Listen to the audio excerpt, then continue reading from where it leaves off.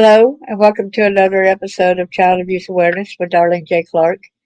Be a part of the solution instead of the problem. Please show the utmost respect for Charles Rogers. He has shared his personal knowledge. He knows John Ramsey, and he is a victim of some of John's shenanigans along with the corruption in Cobb County, Georgia. So y'all show him the utmost respect that he deserves. There'll be no fussing, no fighting, no calling him a liar. We are not going to put up with this because this is his story. He lived it, and we do not shut anybody up on their stories. I want to go back to show you with y'all a couple things before I bring Charles on and make sure that y'all can hear him. He is on the phone. He's having trouble connecting on his phone to here, so we will be using him on the phone. I will be asking y'all shortly if y'all could hear him or not. And so I will have to be reading him the questions, what y'all say. So y'all please bear with us while we try to get this out there, all right? So let me share with y'all a little bit of pertinent information, all right? Before I get here is the Denver Post. You remember John Ramsey had said that he no longer worked at a certain place, okay? So this was November 6th. John Ramsey will be out of a job with a computer distribution company he started is taken over by another corporate giant. But in mind, ASIC's Graphic was a computer generated function as a business wholesaler, buying computer systems from manufacturers, then reselling them to other companies. The company employs about 600 worldwide. About 350 people work at the motor. He is no longer affiliated with that since Lockheed Martin sold it to General Electric. However, he Lockheed Martin kept him on and promoted Ramsey to president and chief executive officer. Do you all know what Lockheed Martin was? Anyway, with Ramsey saying he needed time to grieve, Lockheed Martin named an interim president to replace him. Ramsey later returned to head the company as the murder of investigation of his daughter dragged on. So people that said that believed him on that he did not work there, okay, something's wrong. See what Lockheed Martin Corporation is an American defense and aerospace manufacturer with worldwide interests. It was informed. It was formed by the merger of Lockheed Martin with Martin Marietta in March 1995. So he's a bigwig in the Lockheed Martin. It's also known by 20 other names, but we're not going to get into that. We're going to get into this. And something he shared earlier. Note the death of this lady. Y'all will hear him mention Jill Robinson, possibly. He done told a story about the threat when Beth Ramsey, which is John Ramsey's eldest daughter, Matt Darrington, which was Beth Ramsey's boyfriend, and a friend of theirs, Paula. Is that the name of? If I'm not mistaken, that's her name. I know for a fact him and her are correct. Simply because her being John's, daughter. But she went to school, elementary school with a girl, or grammar school before her parents divorced in 1978. So it was more out toward Roswell, that part of East Cobb, in the upper echelon, like around the Johnson Ferry Road area, which is quite expensive area. Okay, hold on a minute. I want to see if everybody could please let me know if y'all can hear him or not, because that's very important that y'all do hear him. Okay. Gotta look for this. Stop this overlay thing here. Can y'all hear him? Okay. Hey, Erica, Danielle, good to see you. Glad you made it. Good, you can hear him. Thank you so much for letting us know that, Tammy. I appreciate it. Okay, you had told us in the past, right? Uh-huh. Yeah, this ain't Rogers, but you get, yeah, Charles Rogers. Okay, now I got it when you said Roger. Okay, sorry about that, old lady. Oh, okay. You had said in the past about when you and Paula and Beth Ramsey and Matt Darrington knew and found out that there was some boys in the Bentley Farms, and you had instructed Beth not to tell anyone, and she did. She trusted John Andrew, right? Yes, she did. And that was a very big mistake because John Andrew ended up telling John Ramsey. And one of the threats after when y'all were escaping and y'all saw the two boys and you heard the gunshots even whiz by your ears and you were almost shot had you not diverted and ran the opposite way. You would have been shot. Um, when I hollered out at the two boys, when I saw that Buick Centurion of Judge McLaughlin's parked there, I hollered at them to run up at me, and they kept running across. So I had no choice but to run across when they did, and they were dropped right there on the street at Greenbrier Parkway, right there on the asphalt. So they were murdered when they tried to be, and they were from foster care, right? Yes, ma'am. One was from east of Orlando. Another one was from close to Birmingham. These poor boys.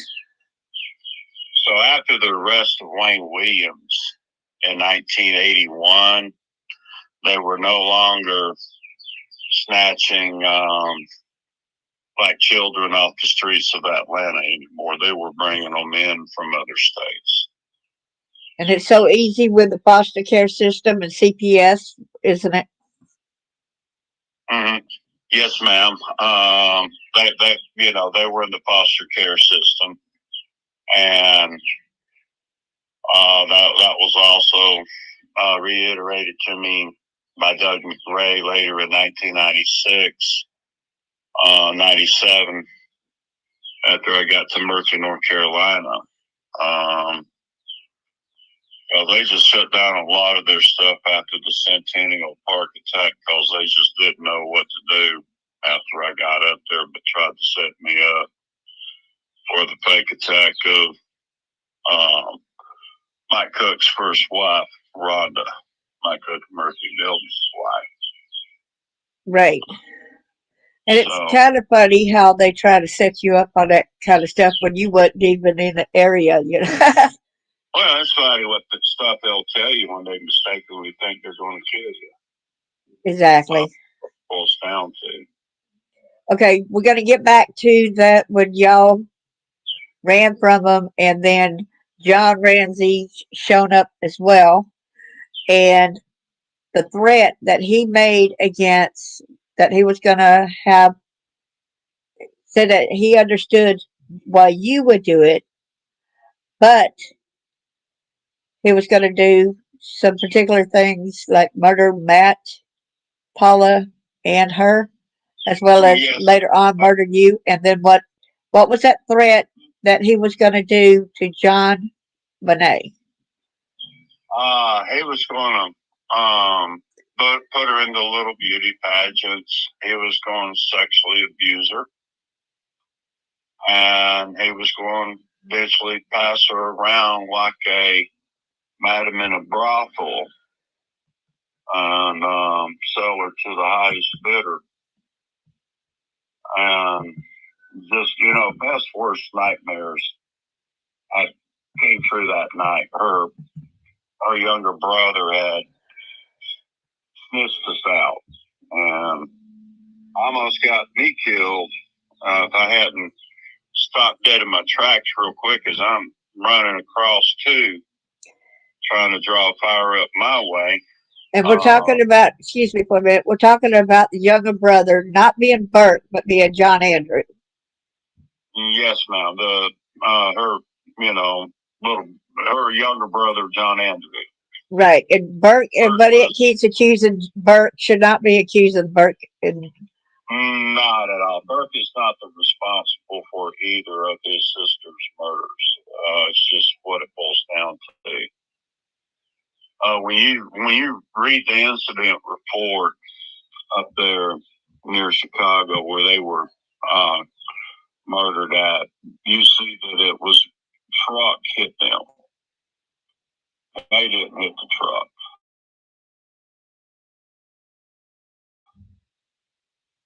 You talk about with Now Paula, they didn't get to her until January of '97. She did good. She was living in an apartment in Atlanta, or a room in Atlanta. She had cable and all of that already provided, so where they couldn't locate her by a utility bill or anything like that. She lived really, really careful. And my mistake was running into her down by Centennial Park and CNN Center there when I was cutting through one day from the west end of Atlanta and going up toward Marietta. But I took a different route from the west end since the interstates, were congested that day, and just so happened to run into her. And because of that, they were able to find her. And Eric Rudolph was involved in that chase when she hit the MARTA bus, I think on Peachtree Street, instead of the designated truck that she was supposed to hit. So right after they killed her, they made it a point to laugh at me about running into her that day and her running into the MARTA bus instead of the designated truck she was supposed to run into. Yeah, I'm showing them showed them where Beth, her obituary, her by the grave. Now I'm showing Matthew Parks Darrington. This was Beth's boyfriend who also died with the chase. They were chasing them. Yeah. Well, you remember I told you a lot of times I got chased down there in lower Alabama and one day even into the panhandle of Florida. When I was living down there working out in Pensacola. And,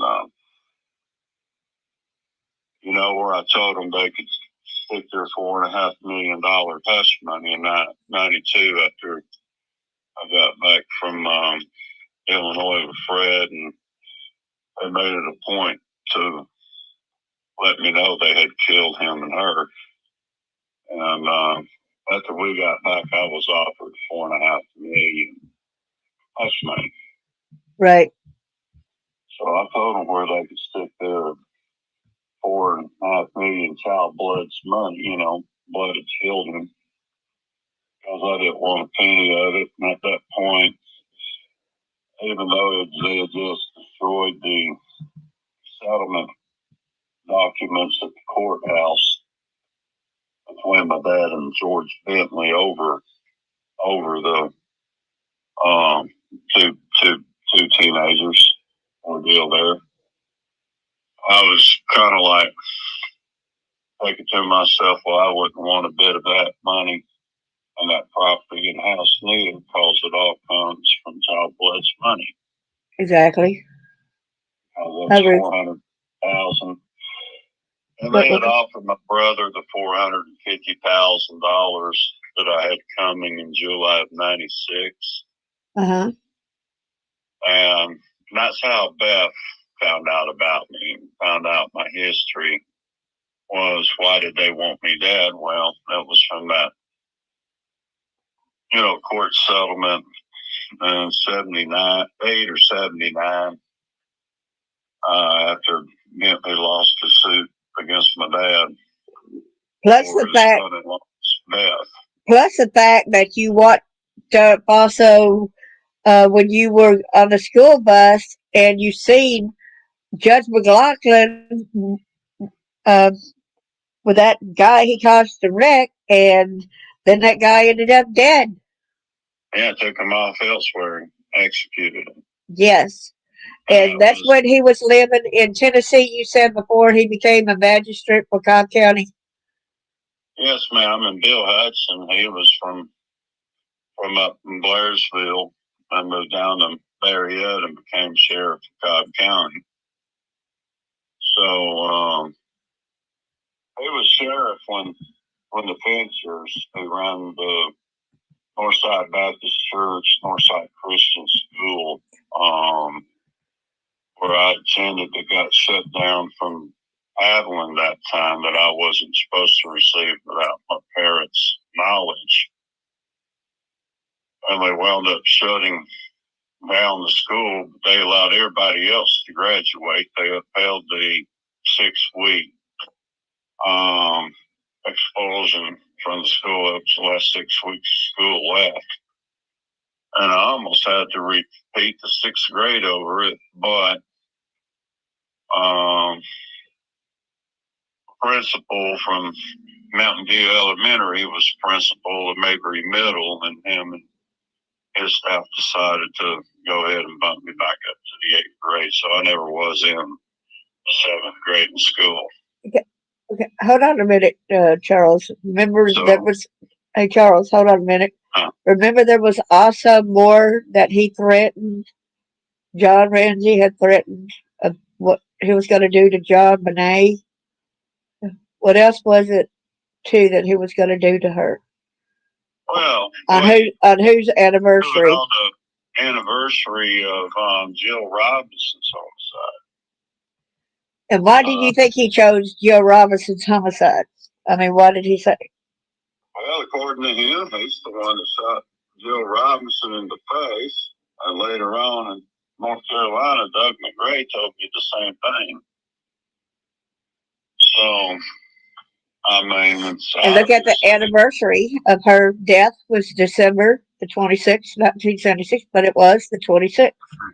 Okay, well, and you look at John Bonet Ramsey's thing, it says December 25th. Is that not the anniversary? Exactly 20-year anniversary. Jill was killed just before midnight, so John Bonet was murdered just around 7:48 p.m. according to the witnesses and some of the people who were out there in Boulder when it happened. Could I ask? People always look at his friends in Boulder. They never look at his friends and people he's done business with in Marietta, where Lockheed Martin is located. Yeah. So, I mean, I've had family that's worked for Lockheed. My great uncle, after he got his eardrums busted in the Battle of Normandy, shooting the big guns, was honorably discharged, and he went to work for the Bell Bomber plant, building the bombers.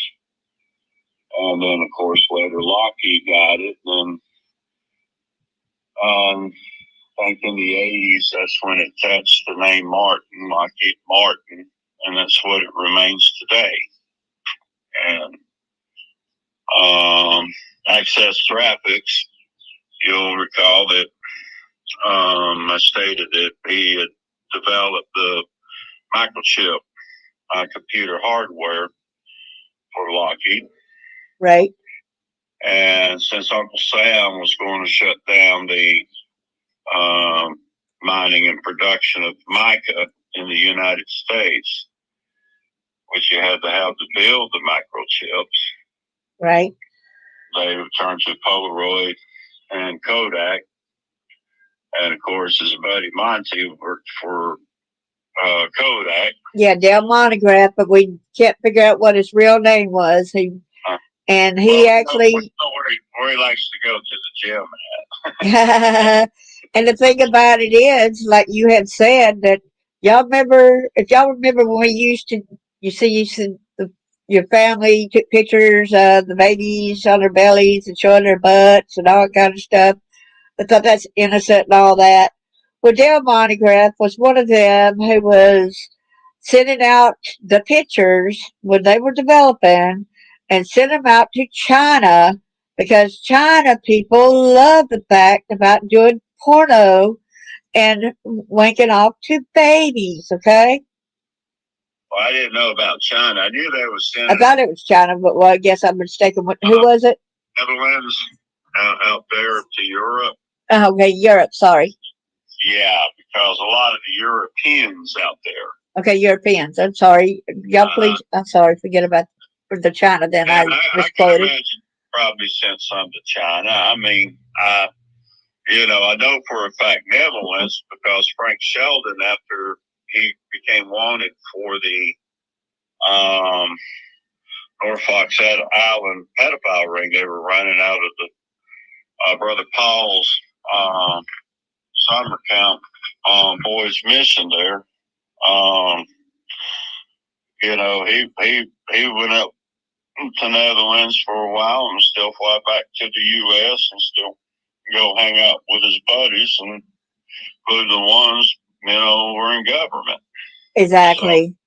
So, and you have been asked before, who do you want to be caught with which one of these? And you had said John Ramsey. And tell the people what was told to you when you told them that you wanted John Ramsey caught. Well, in 2006, they had did a large, significant amount of arresting during Operation Long Wang, which was one of two large child sex trafficking busts from 2005 to 2009. So I wanted John Ramsey first. Right. But I was told, well, no, he's untouchable for right now. Can y'all believe that? Did y'all hear what he said? That John Ramsey is untouchable right now? So now y'all understand why he hasn't been arrested. He's with the Department of Defense. Well, they asked me who else I wanted, and really who I wanted was just Lane Maxwell.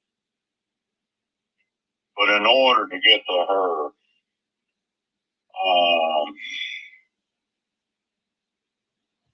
I had to get to Jeff Epstein. But Jeff, he already had arrests down in Florida.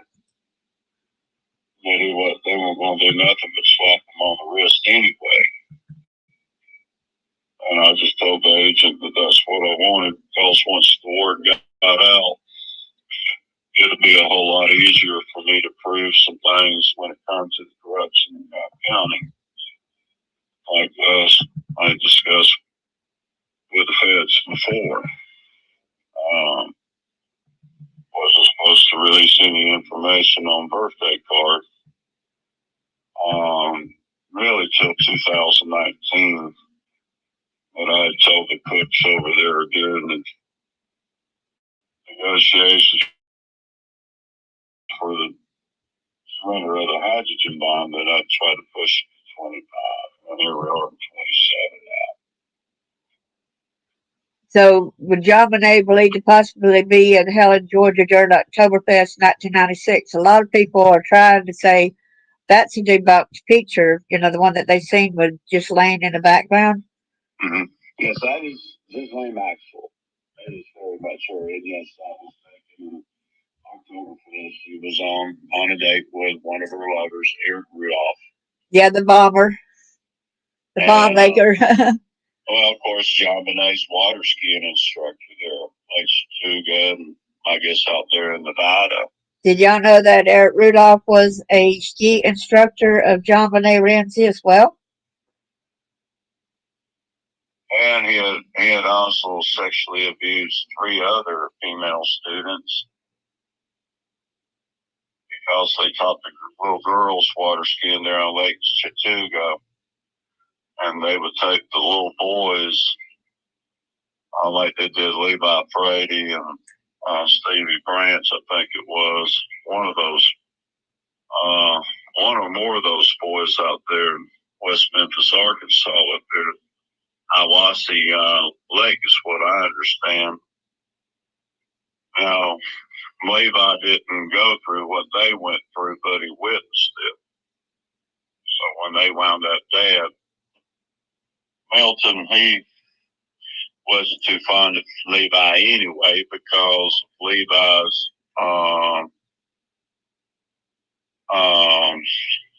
Who's Milton? friendship with other children of other ethnic groups at school. Milton, is that his daddy or who? Yes, ma'am, Brady. Okay. Now, Milton inherited $40 million around 10 days after his son's homicide. But Milton Brady very much is being accused of having his son Levi murdered.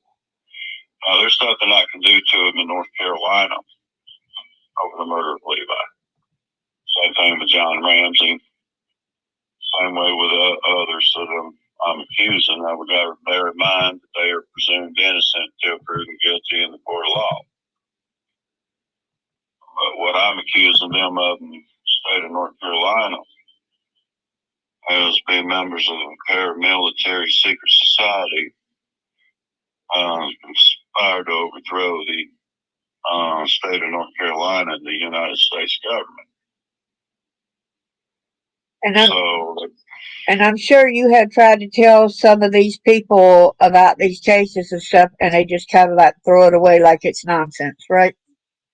Some do, but you get around Atlanta where a lot of the stuff was on the news because of a lot of the attacks that were attempted. Like on March 11th, 1997, for example, when they had Buford Highway blocked off from 1 mile north of I-285 to 2 miles south. When they went down there and tried to hit 11 targets, 3 truck bombs and 11 to 14. I think they were only able to succeed in planting stuff at 11 of them. They found that Mansfield oil to get explosives in there when they closed the gates whenever my buddy he interviewed with me. Eric Kiss was in, I just filled his tanker. So a lot of people didn't know how many targets were there. There were some people in apartment projects and stuff that had to take cover by the police because of the amount of explosives that morning. But in Renner Center, less than a mile south of the 285 there on Buford Highway. There were 3 of them, one north of 285 and one south was 2 south. Another one all the way down to Chambly. God bless you. I was held captive for right around 2 hours and 45 minutes in that one location with one truck bomb in the front parking lot. It was intended for the IRS building. That was the first truck bomb attempt of the General Motors assembly plant. And that was the only truck bomb attempt at the MARTA rail station there in Doraville. Yes. So you're saying, and that this goes well beyond not just child sex trafficking, not just the child sex murders, but also terrorism in different places in our government where there's bombs and stuff, right? That is correct. The same people are affiliated doing on the same stuff. There's other stuff too. That's right. That's why I got appointed to governorship of the state of North Carolina. You're correct. Yeah, and we had prayed that when we went to Signal Hire, and I seen that documentation. There would have been no other way for me to be appointed to such a position like that if it were not to the circumstances which I am describing. Yes. And you know that picture, I just got through showing that picture, Levi Brady and the 2 guys that's wanted. There was one with a baseball cap. Was that the one you thought was, which one of them did you think was Don? Not Don, but sorry. Doug McRae, yeah. I'm accusing Doug McRae of being the guy with the cap with the scruffy beard and all that. And the other gentleman was Jim Vicker, the branch manager of Electrolux there in Gainesville, who also drove a gray Dodge Chrysler product, a Dodge Caravan, and I drove a Plymouth Voyager, so they mistook his van as mine and went through with the abduction of Levi and murdered him. And what's even scarier is whenever I seen some of the, which I've got it video recorded a while back on the Oakland child murders, and it actually showed a gremlin, a blue gremlin with a little stripe on it.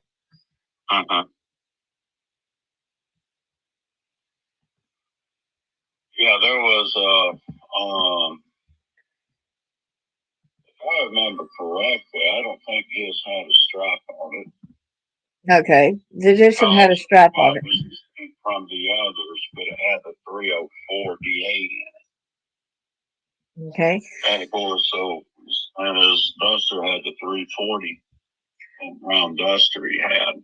Well, the car that was coming up in the driveway when I was a teenager was a blue Gremlin, and it had a stripe at the back, Well, two of his vehicles, according to him, had been seen up there in Oakland County. Now, I remember when they built the first stretch of 4-lane right there in Murphy. There, back in '74, I believe it was. They went in there and opened up all these businesses, including a gas station, Dunkin' Oil. That was Sam Duncan's gas station today.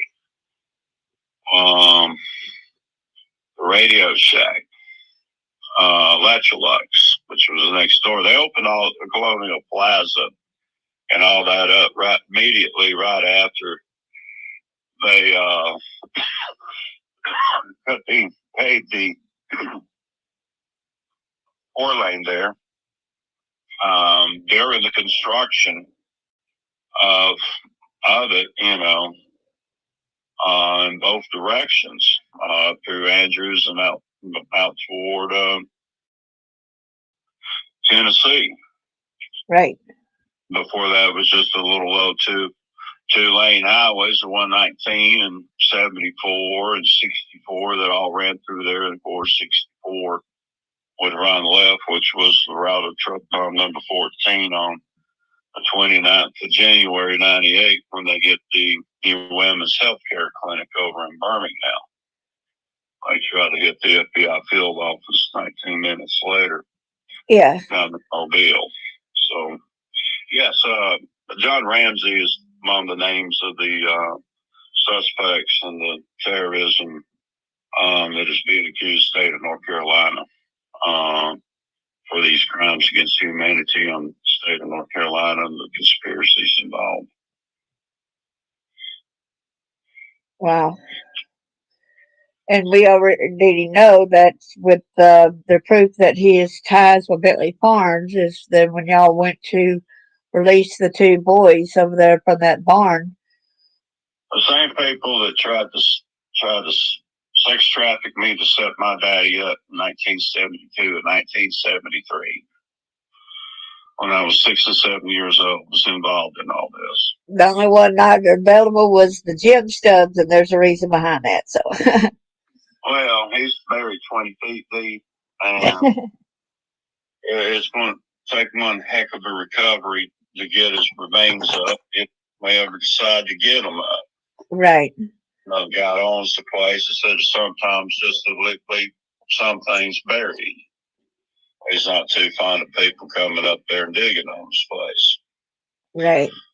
And the thing about it is, when I can't blame him for that, but I can't let him leave because he's part of the evidence of the case. Right. So, and the thing about it is, it was self-defense, and you were not looking when it happened. And the story is, he pointed a gun at your head, and somebody shot and rescued you. Well, right when he raised his guns with my dad and Bill Galloway and Johnny Davenport shut. Right. So that was the actual first attempt on my life. Now, what people wonder is how I'm alive. Well,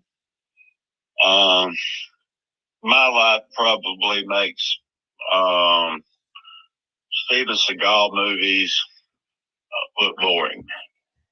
Okay, would let you know. Somebody's asking if you'll write a book, and I know answer that, but I'll let you answer that for the people. Do you think you'll write a book? Would definitely purchase your book, she said. I have a doctor that's going to write the book for me because it's too painstaking to write the incident reports. So I'd much rather somebody do a biography instead of an autobiography.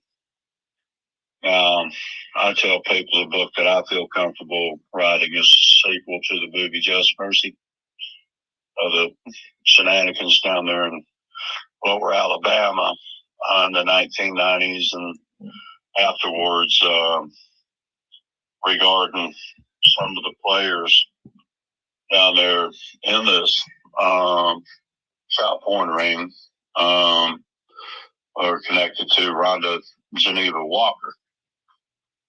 Because I told them in 91 I was going to move out of Marietta, out of Georgia entirely. I wasn't going to say a word about anything that happened there in Marietta as long as I didn't run across another one of their sex trafficking, child pornography operations, which, by golly, I did at Mova County North, where they had an operation going out of. Yes. My brother and them figured, well, he's down there working Electrolux. It's not a matter of if, it's a matter of when he's going to stumble across it. And he was right. So they came down and decided to still try to take me out, totaled out 4 automobiles. Judge McLaughlin's 1970 Buick Centurion that I witnessed them committing a homicide in 1980 got totaled out. Down there, 2 Z28s. When they went against me in my Z28, he was against me in my 83 Pontiac Grand Prix, and I had the 4 of the Z28.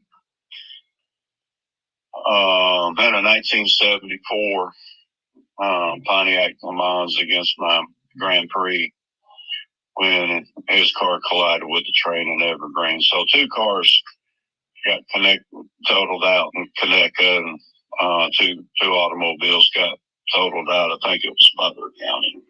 And Charles, I want you to validate on here some of the things that I had found out in connection with the Bentley Farms and stuff. I want you to validate that some of the information that I had provided to you was accurate.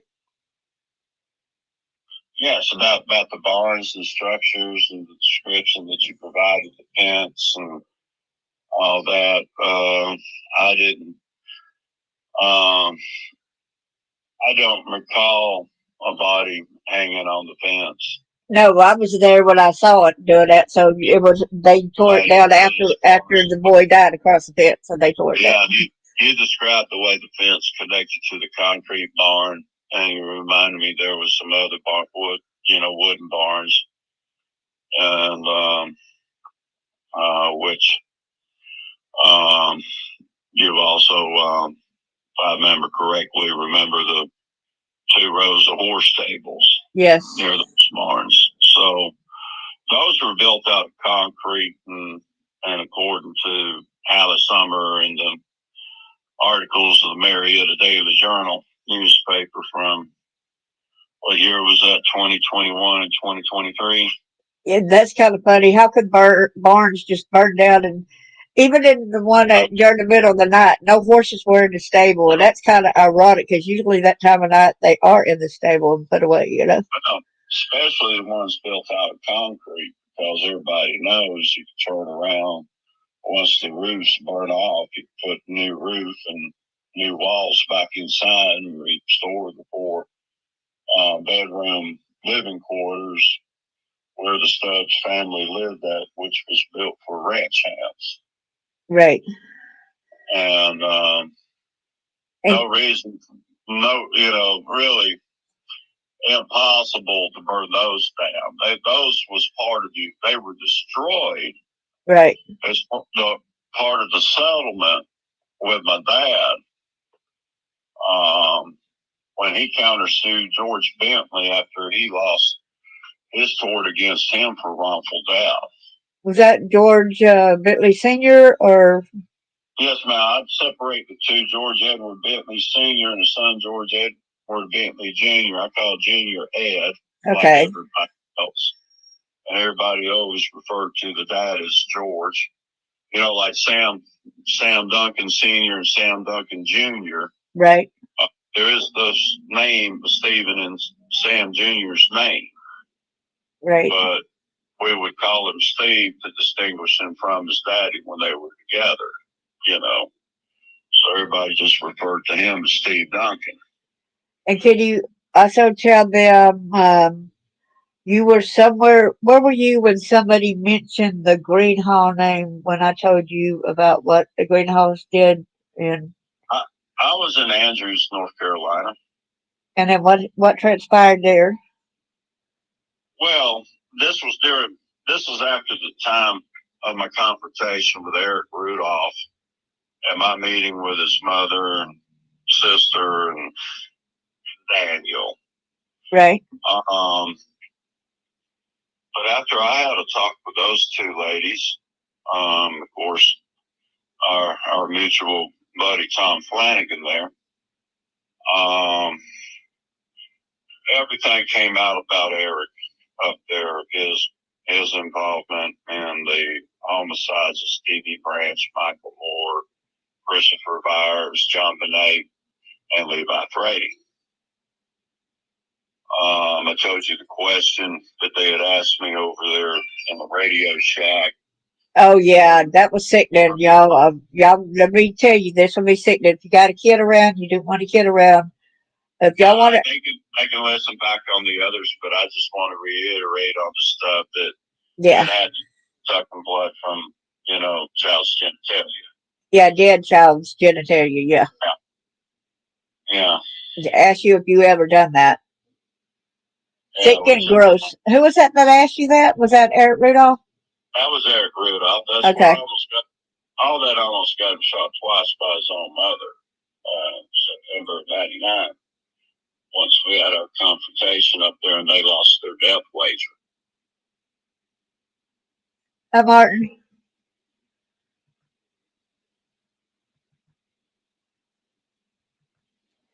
Yeah, that was so sickening to even think about, and I'm glad that you told the mother.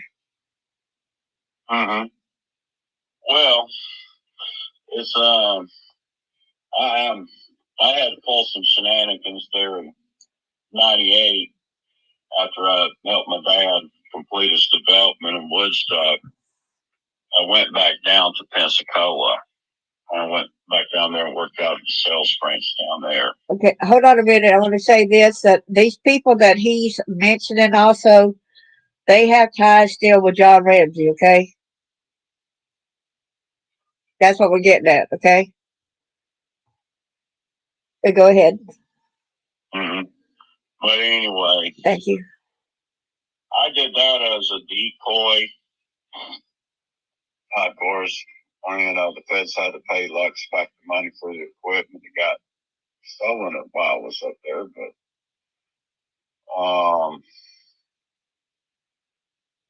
I went back up in spring of '99. My family didn't even know, except my mom, that I was up there. I had her telling everybody I was still down working out of Pensacola. And so my brother wouldn't find out that I was hanging out up in North Carolina. So I went and hung out with a family there in Robbinsville. Robbinsville, where? North Carolina. Okay, there's so many states that where there's so many states when you keep, you know, like Georgia, North Carolina, and Alabama. You know, there's still a lot of states that so it's. Yeah, it was just across the Baton Ridge from where Eric Rudolph was actually hiding out at. Wow. where I was staying at, because I was waiting for him to get out there and run his mouth, because not a lot of people up there knew me, but a decent amount of people up there knew me, or at least knew who I was. Now, please hit the like button and share. As far as being in sales, but it came out there. It came out up there that he was out there telling people I was one responsible for him for being on the run. Huh.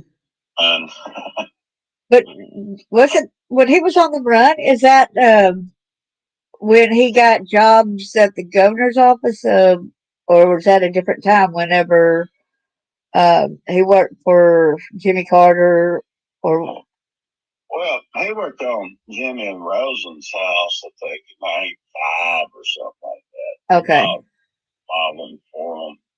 Now he was texturing the walls of the resort at the Brasstown Valley Golf Club before and after the FBI.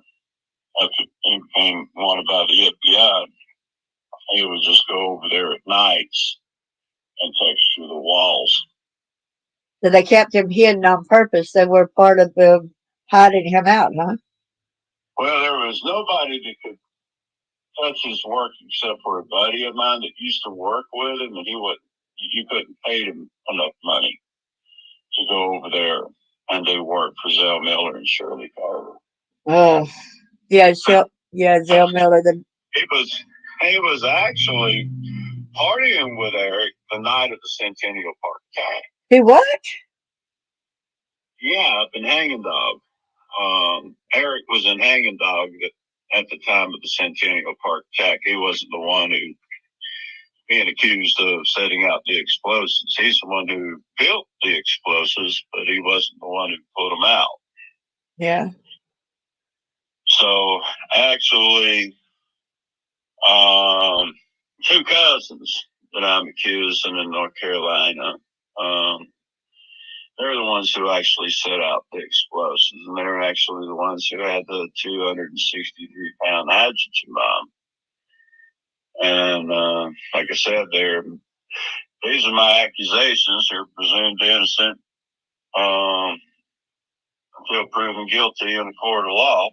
But Mike Cook and his brother cousin Bobby Cook are the ones that's being accused by the state of North Carolina for setting up the explosives, not Eric Rudolph.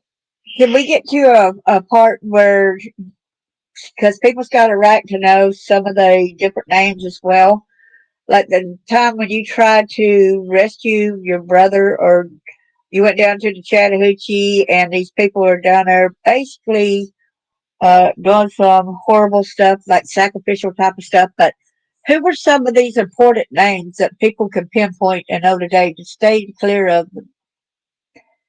Ted Turner's one of them, right? The ones I saw down there in the moonlight was Ted Turner, Uh-huh. Ron Brill, Bernie Marcus, and Fred Bentley Jr. Okay.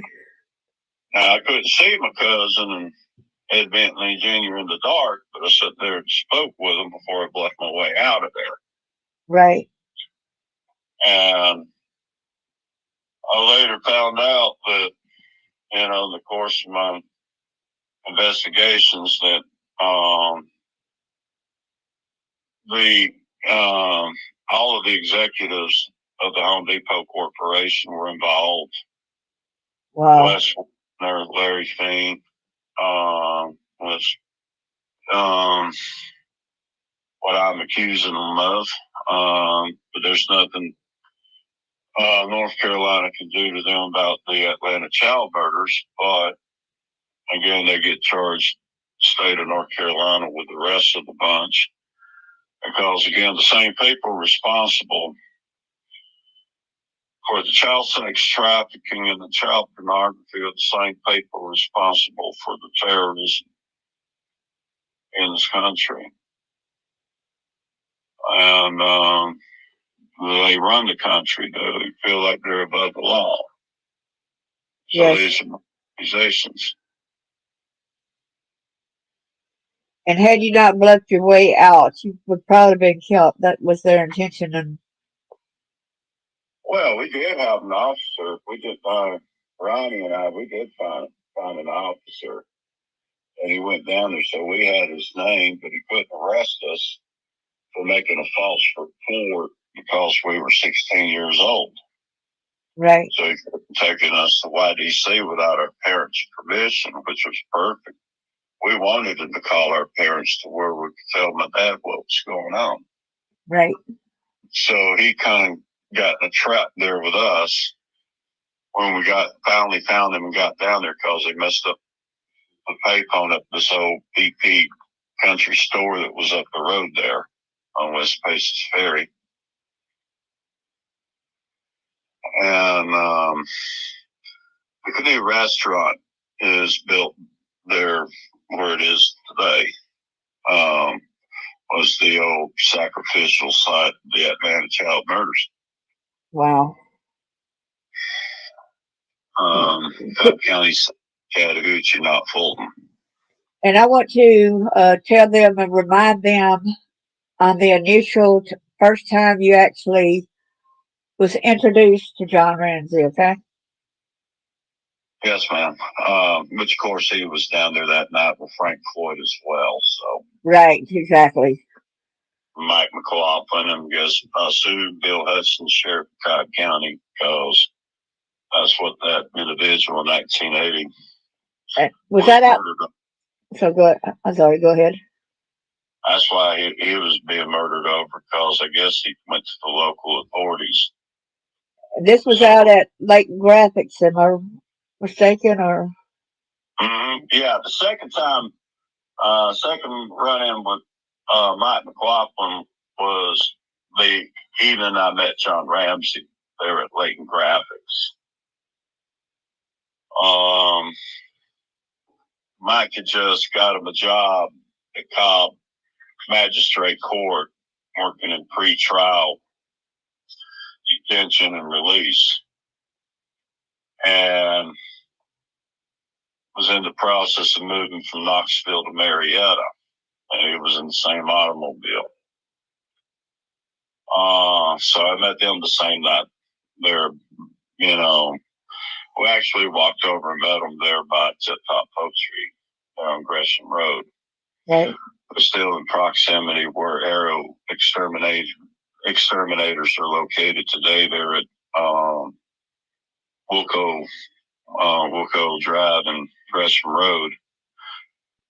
They're by Interstate 75, just before the Whitewater exit, which is also where Bentley Farms, I call it, is located at.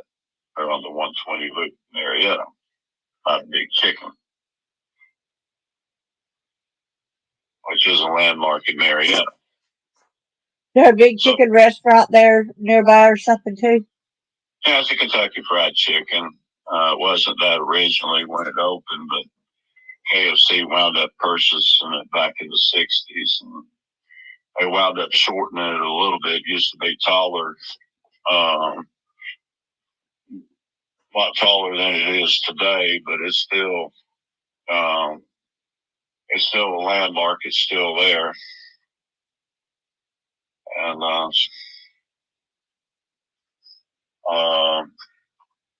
so that's where I met John Ramsey and Frank Floyd, who was going by Bill Ramsey. Yeah, and tell them how your brother introduced John Ramsey as you're gonna meet such and such. Yeah, on our way over there, I had just gotten a 1977 year Grand Prix from my sister. And we were going to go a few days later on my 18th birthday and sign the note where I could pay the payments on it. So she went ahead and gave me the car that evening. So he was so excited, wanted me to go off with him, and I really didn't want to go anywhere with him. I just felt something fishy was up for that night anyway, but he was persistent, wanting me to meet his buddies at work, Leighton Graphics, and they were talking about going out to bars and stuff, and I said, well, I don't want to be going out to any bars, to be honest with you. I want to go see a movie, you know. Oh, no, he was persistent that I go meet with his buddies at Making Graphics. And right before we get there, that's when he tells me I'm going to meet one of the guys that was involved in the Atlanta child murders. Whoa. And it's like my attitude was, well, I'm not too enthused about beating this guy. I soon just drop you off and go see the movie. Well, that wasn't their intentions. They're assuming their intentions were to kill me that night. And he was going to get the $450,000 from the out-of-court settlement between my dad and George Bentley in 1978 or 79.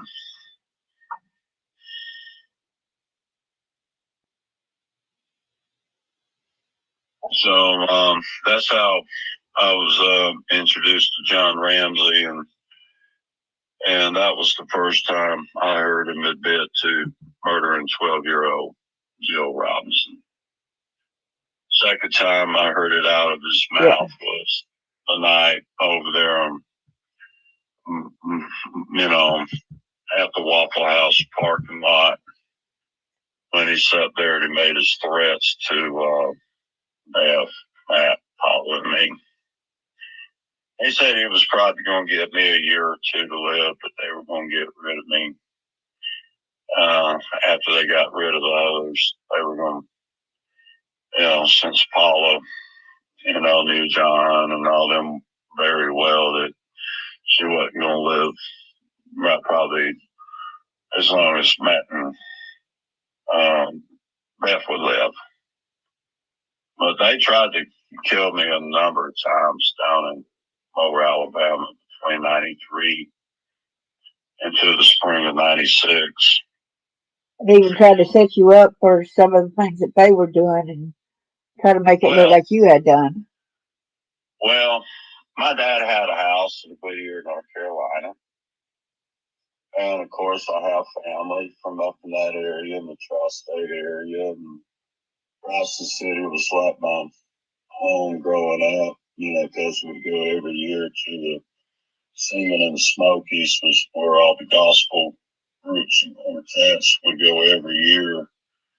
The De-Inspirations hosted, and of course, my granddad and Uncle James Beach were really good friends with the Inspirations, and my grandmother's family.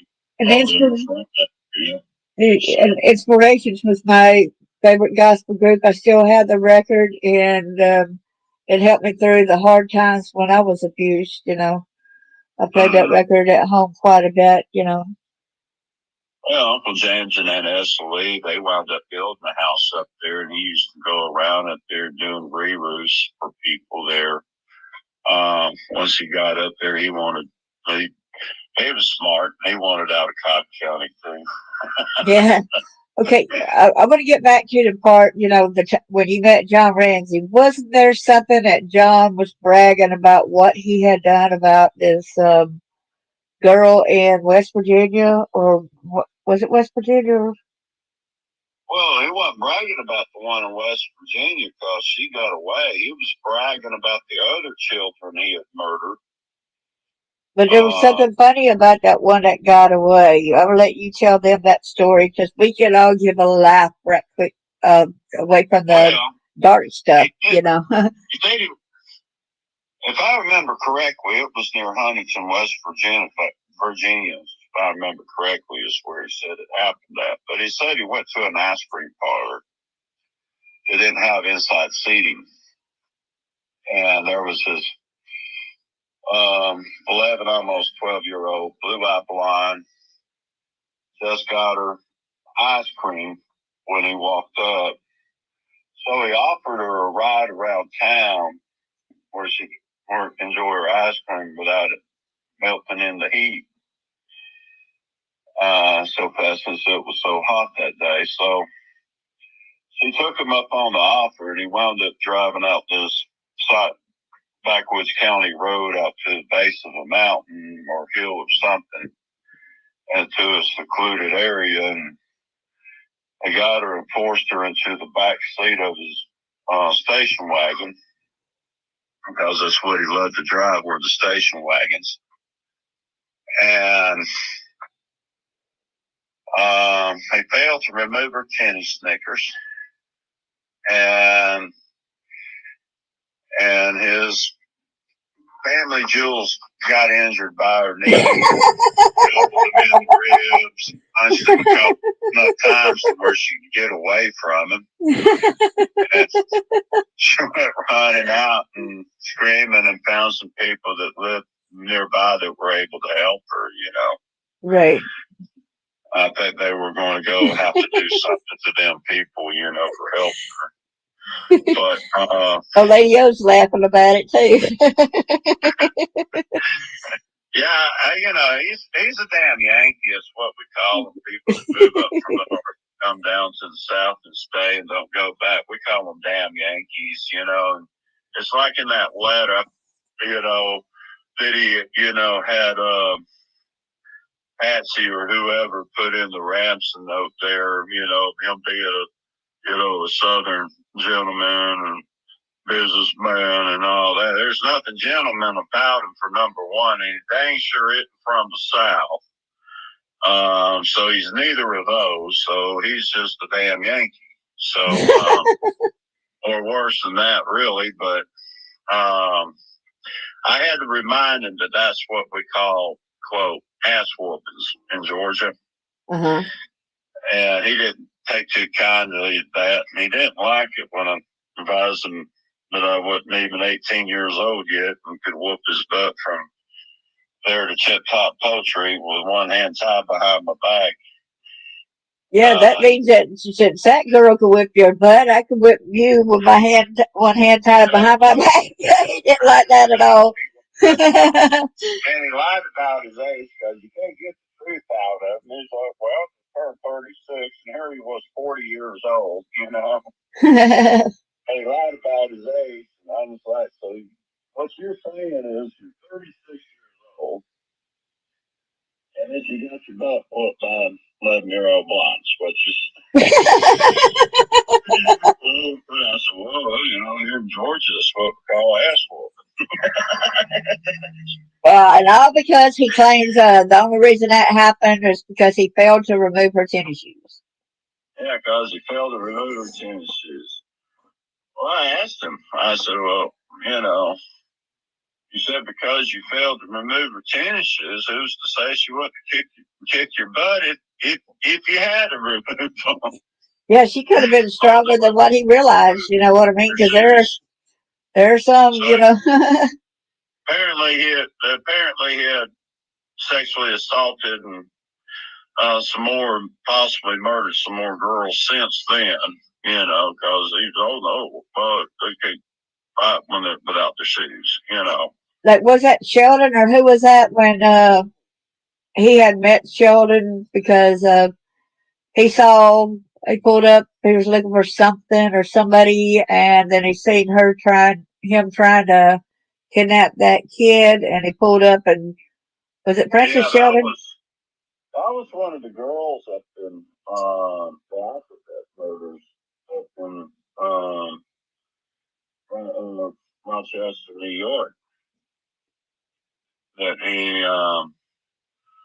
to my understanding, my cousin Robert Beach got involved with John on those. And then, of course, in one of those cases, I thought it was the Carmen Cologne case, the first one, but it wasn't. Maybe it was the second or third victim. But and Robert was adopted, right? Yes, ma'am. He was adopted by my Uncle James. The same one was good friends, you know, with Archie and the bunch up there. The inspiration. Well, he was friends with a lot of quartets, Florida boys, and. Well, I hope they wasn't involved with any of the bad stuff. The inspirations that would make me want to destroy that album, you know. Out there sing their gospel music and make their money and That's what they do for a living. They're not going to support or anything like that. It's like when Archie got mad back in '99 when I was up there visiting with him at his house there by his campground. They were kind of upset, and I was like, "Well, why y'all upset? Are y'all involved in this somehow?" "Oh, no. It's just what they're going to try to do to you. These people are going to come after you." I was like, "Well, yeah, but they've not succeeded to get to me yet." And they said, "Well, they will." So no, Archie wasn't involved in anything like that. Thank God, because I would have hated, to think of them and deterred, because it really helped me through all that, Well, Troy, he was there, and again, talked with Archie and Troy about it, and they were like, "Well, no, we don't support anything like that. It's just these people that are just so dangerous. They're going to come after you." And I said, "Well, they've been coming after me so far, so they've not got to me yet." And they said, "Well, they're going to continue till they do." And they were right. They kept coming. And what was that you actually tried to go over to Beth Ramsey's gravesite, and they tried to accuse you of doing something? Yeah, John and I, we partnered up in 2005 after I went down as U.S. envoy for the Bush administration to the Toledo administration of Peru and brokered Operation Predator down there.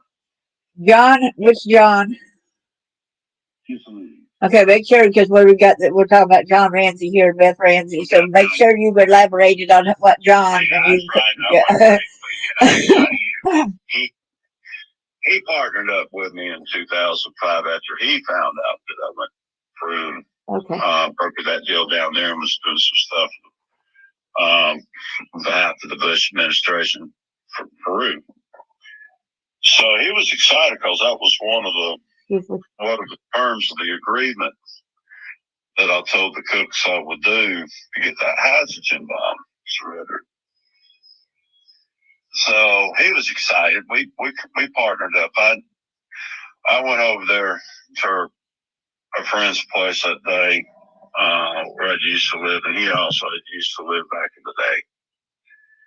And I moved in after he moved out. But when I almost killed him for stalking my mom, the executor, but I kept him alive. It's a good thing I did because he helped me form the Coalition for Children. He took me to the courthouse, Marietta, that day to audit the sex offender registry. Ooh, all right. So we audited that. We got Colonel Don Bartlett to get us the information on how many inmates were housed in the Cobb County Jail that was charged with 1664, the child molestation statute in Georgia. So he helped me form the Coalition for Children. We succeeded in getting the death penalty passed for child rape in Georgia for anyone who wants to rape a child less than 10 years of age, doesn't have to kill them, and still face the death penalty, which Georgia has yet to enforce it yet. And a lot of other states are out there wanting to pass it into their sentencing as well. Yeah, so, I think Georgia is really afraid of it. When you think about a lot of the higher ups there, you said a lot of the Gridiron Society and all that's affiliated with that. Well, yeah, you'd have somebody like, Mike McLaughlin, Magistrate Mike McLaughlin, which even just on child rape, he's done far worse than that. Right. Is going to face the death penalty, period, for being a serial killer and a serial child murderer at that. Yeah, who was that? What's that? Nancy Grace. You tried to talk to her about the stuff that John Ramsey had done, and hoping she would get it out there. And then what'd she say to you, or what was that? I offered her an interview at a restaurant that evening, and And she wasn't interested in interviewing me. And she goes, well, why would I want to interview you? I was like, well, see, stop the majority of the terrorist attacks. She was like, yeah. I said, my people responsible for these terrorist attacks, the same people here in Atlanta were involved in the Atlanta child murders. She goes, well, I got some friends that was involved in those, so why would I want to interview you then? Yeah, one of them is John Ramsey, right? Yeah, I says, well, good point, because I wouldn't want you to interview me without bringing it up. So, and of course, Lynn Wood wasn't too happy because I got Richard Jewell reinstated as the Habersham County Sheriff's Department. They declined on the $3.5 million out of court settlement once they discovered being the decoy for the mainstream media, got the media attention away from North Carolina to where I could go out here and stop 29 out of 34 terrorist attacks. Right. So, and thank you for doing that. I know what I know. Well, I was dragged into this mess when I was a child, so just have to accept appointed by God and then appointed by Governor James Baxter Hunt. So, Jonna is asking you a question. You feel like answering it? Said, is Lynn Wood a good guy? I've often wondered. I don't know if Lynn was involved. I heard he was involved. I never had Lynn to admit to anything. I would really have no solid proof to prove that he was, if he was, unless someone got out there and started running their mouth. But I really just think that Lynn was just a hotshot lawyer. I know that he's now a self-professed Christian. Now he's no longer practicing law. And he's also out here exposing a lot of people involved in this himself. So he's confirming a lot of the stuff I said. And his only beef he always said was he's totally anti-Masonic. And of course he knew that I was brought up in it. And then you understood why that you didn't. Yeah. Once I found out some of the guys that was out there chasing me around Bentley Farm and Blackjack Mountain, the night I met John Ramsey, were actually members of Kennesaw Masonic Lodge there in Marietta. I got to see exactly what he was saying.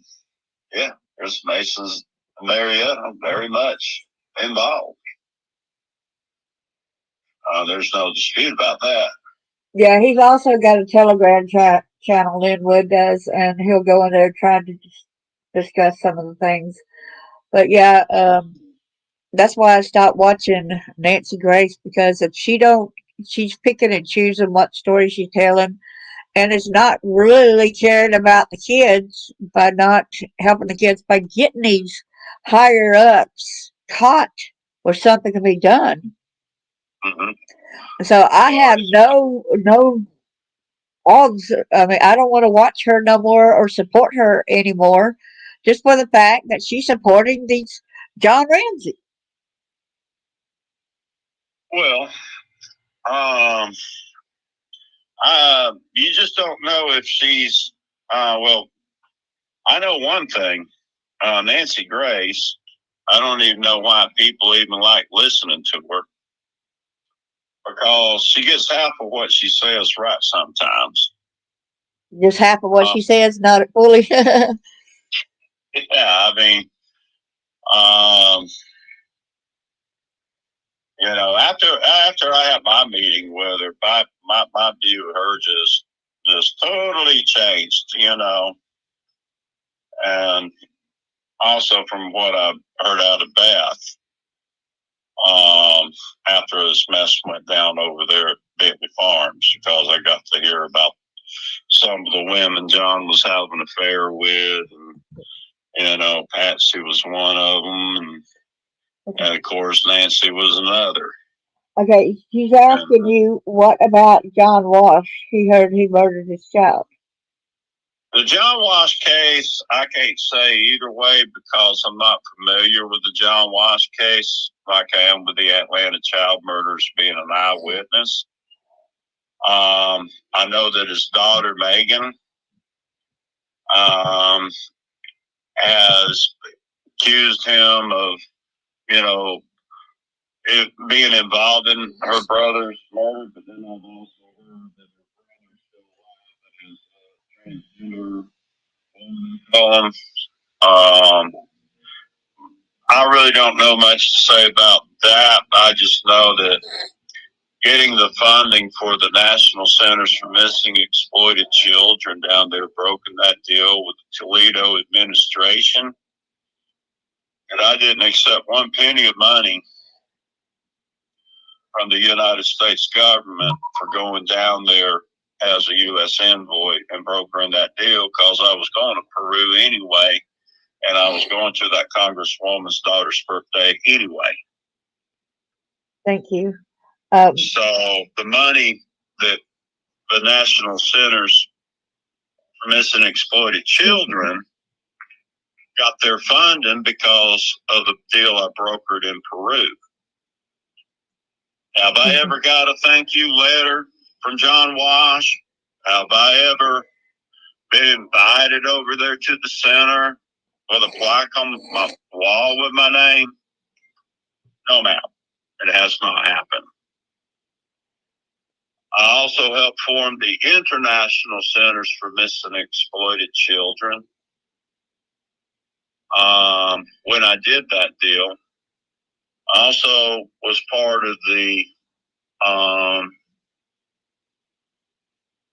founding of ONG out of Huaraz, Peru, that provides criminal prosecutions on the behalf of the victims of sex abuse. Yes. Since the state doesn't have the funds to have prosecutors throughout all the regions, especially in the Andes. So this agency, organization, whatever you want to call it, provides the criminal prosecutions pro bono for the victims of sex abuse. Yeah, and I want to tell you that Charles still gets harassed by some of the people there in the area, by law enforcement and whatnot. But he's trying to bring some things into awareness we can't disclose yet. And he hopes to be. Did you? Oh, yeah. Somebody else asked me a question earlier, so I'm going to ask you that. So somebody asked me if you had written Trump or Cash Patel, if they received any of your letters or anything about these things going on. Actually, they're going to receive everything once they get to Raleigh, because I will be meeting with President Trump and Director Patel. Hopefully Bongino as well. Yes, ma'am. I look forward to meeting him as well. I look forward to seeing Elon Musk again. Yeah, you'll tell them how you met Elon Musk if you want to, or whatever. Well, they were building the Avalon in Alpharetta, Georgia. And he had an office there, where one of his dealership locations is today. And he wanted a meeting with me over there, and of course, some of my brother's bunch figured they were going to get rid of me after my meeting with him.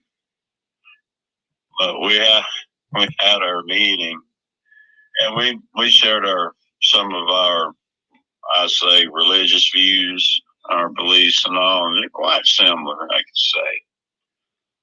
So I know a lot of people talk about the guy. I really don't know that much about him because I've never been around him except for that one time. But I know that he saved my life that day, that he wouldn't even,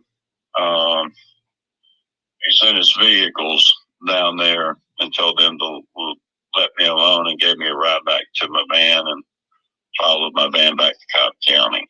Thank you, Elon Musk, for doing that and saving Charles that time. Thank you. But yeah, when I found out they were sitting down by 400 there, what is Milton Parkway now, I walked down there. I left my vehicle parked up there in my office where they were all in their cars just standing at, waiting for me to pull out. And I guess he admired me for that, because I told him I ain't driving out. I'm going to walk down there in front of myself. You got between now and then to determine if you want me to live or die. And of course, he determined he was going to let me live. So I'm very thankful for that. Look forward to meeting him, shaking his hand again on that, of course. And yeah, I look forward to sitting down and presenting my evidence to everybody, because Uncle Sam picks up the case after the state of North Carolina does. And Governor Hunt's daughter is now Lieutenant Governor of the state of North Carolina. Yeah, he's the one that actually put you as a provisional governor back then. Yes, ma'am. Well, governor of the provisional state.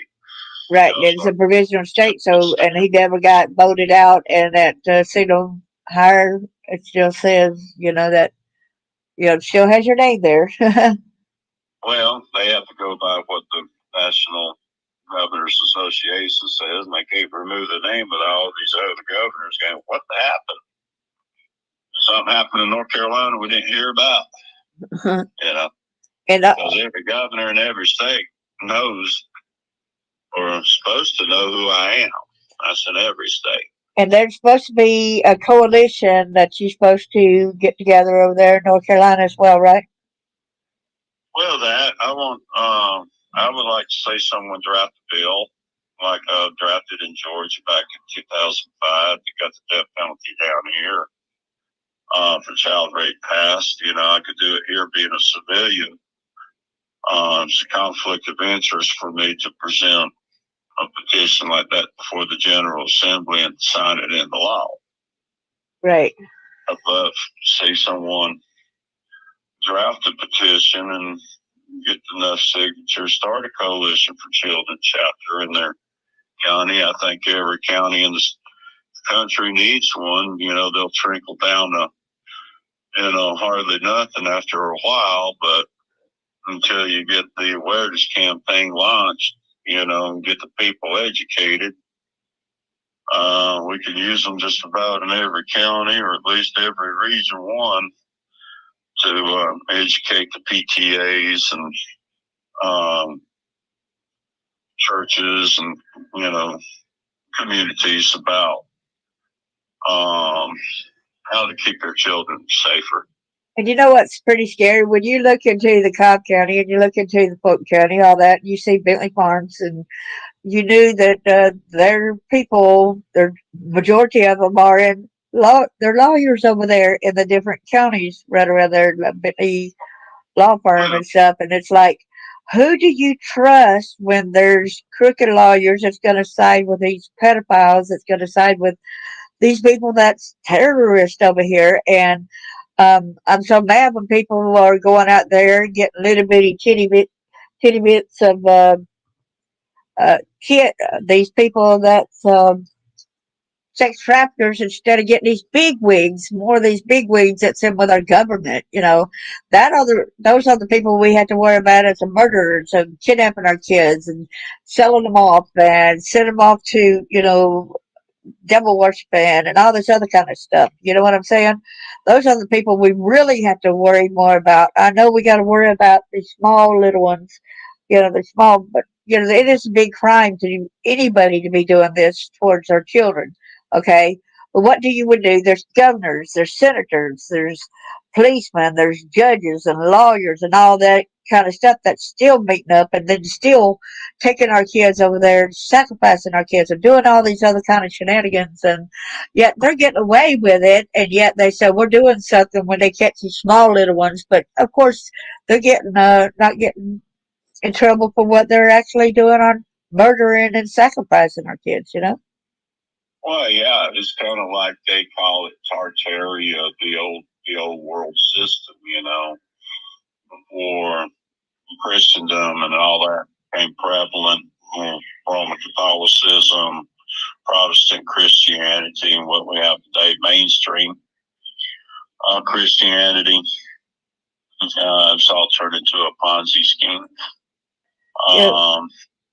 You remember that game Tiddlywink? So I guess that's why I was thinking about the little Tiddles, you know. Well, now my charters for the Coalition for Children, what I did down in Peru in 2005 was Matthew chapter 18, and of course you put that before you start your videos, or you quote Mark instead, but I do Matthew. Yeah, I do Matthew chapter 18, verse 6, I believe it is, when I do that. Oh, did you? I thought you did the one in Mark, but anyway, still the same message. Okay, let me get it up here again. I'll show it again up here right quick. Hold on. That's what Beth, Ramsey, Matt Darrington, it was really Matt who made that statement. We were on the same page about that. Yeah, I got it. Matthew 18, verse 6. But whoso shall offend one of these little ones, which believe in me, it were better for him that a millstone were hanged about his neck and that he were drowned in the depth of the sea. That's which one I showed on here. Mm-hmm. Yeah, they did not want to get married. Their families kept pushing for him and her to get married. But I remember why you said why, but you could tell the people why you said why. Well, because of what John had done to Bev ever since she was 6 years old. Okay, y'all put in mind this. Okay, y'all know that John Ramsey, this was the second wife, Patricia, with Patsy. Okay, the first wife was Lucinda. Am I right, Lucy? Yes, ma'am. Lucy, and so yes, ma'am. We're going to find out why John and Lucinda divorced, okay? Well, he was having affairs, is what everybody's told. But really, right when he first put his hands on Melinda, the way he had first started with Beth, that's when she went and told her mother about what had happened between her and him. And according to her, they, believe it or not, Lucy was able to go to Jay, John's dad. Even though he was a predator too, where he sex trafficked people as well, yes. Well, I guess he wanted her and him, or her and John to divorce, because knowing John, that would be his way to get out of the marriage for her, where he could be repassed, is what I believe. So of course he would want a divorce, and of course he would tell us that, oh yeah, Dad helped her, you know, because John gave her a helping hand. I mean, Jay gave her a helping hand. He helped her move out of Cotton County and file for a divorce. I think it was Virginia where they first went through, South Carolina, Virginia, or something, somewhere. And him and her first split up when they got their divorce, and of course they wound up there south of Chicago. This is these that's got a tail on us, and we got to get rid of them. You know what I mean? Mm-hmm. So anyway, but that was her and Matt's motivation to get John and the rest of the bunch busted. Was they figured if they could come and find me, well, if they were going to kill me anyway, I'd have the guts to go over there and try to rescue these children from over there. First was like was a 9-year-old Hispanic girl that they held over there before the two boys. Wow. When her and him tried to come and find me. So it wasn't just black male children they were holding over there in sex trafficking. No, I know personally that Possibly no. sacrifice, It's any race. Don't care. It's white, black, Hispanic, any but yeah, race, they any and don't all race. care. They didn't care. They don't care what ethnic group. They predominantly prey on Christian children, Catholic children, because they're so anti-Christian. It's unreal. Even though a lot of them attend churches, And I was so they Christian. It attend was, churches, and I was so but Christian, unlike my family. That was kind of well, different. they attend church to mock Jesus. Is what they do. That's the reason why they attend church. Well, John is, believe it or not, that John Ramsey is married a third time, but like he has stated so many times, like Charles stated so many times, you would think that Um, these people were some of the nicest people when you meet them, right? You would think they're so kind and sweet and everything like that, but then I'll let you finish that statement, okay? well, yeah, and they're the most dangerous people. That's people in the world that you would trust around your or anyone else's child, especially a little boy. You think they're bad with little girls? They're worse on little boys than they are on little girls. Yeah, they cut off their genitalia and all that kind of different stuff after they. Girl, once they get her terrified, they'll poke her down there as well. Yeah. Get her bleeding down there. So, um, what that bunch and I figured out, determined up there from getting information out of their Rudolph's friends that got information out of him, was when they terrorize and torture these children, their adrenaline, of course, they have the human growth hormone still in their system, and younger the ages. And these people get some type of euphoria, adrenaline rush, to the point they get a euphoria from it. But we figured when they get them tortured right around the lower torso, they're in the um, you know, growing areas of the boys. Um, that's where a lot of it will accumulate in that area of the body, because I believe that the children are murdered after they've been, the boys have been mutilated, because they want to torture them. They want that going in their system. It's sickening what these people do to children. Yes. It's just really unimaginable, but it has been going on. What people don't understand, this is not something new. Going on for hundreds and hundreds of years. Well, thousands of Yeah, years. yeah. You've had child sacrifice back at the times of ancient Babylon. Yes. And Persia and places like that where child sacrifice was known in scriptures. It is still going on today, is what people don't realize. Right. And the Pharisees were the ones that were involved in it back in the day, and like today and back then, they're still predominantly the ones behind it today. So there's different names for these groups. They're all the main ones. The Zionists, they're Ashkenazic Judaism.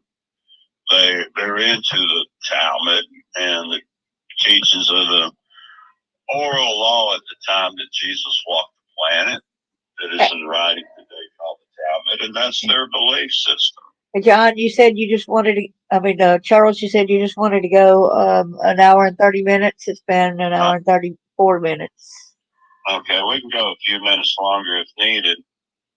Okay. What other questions may anyone have? Does anybody have another question and stuff? Or give it a few seconds because they're a little bit behind on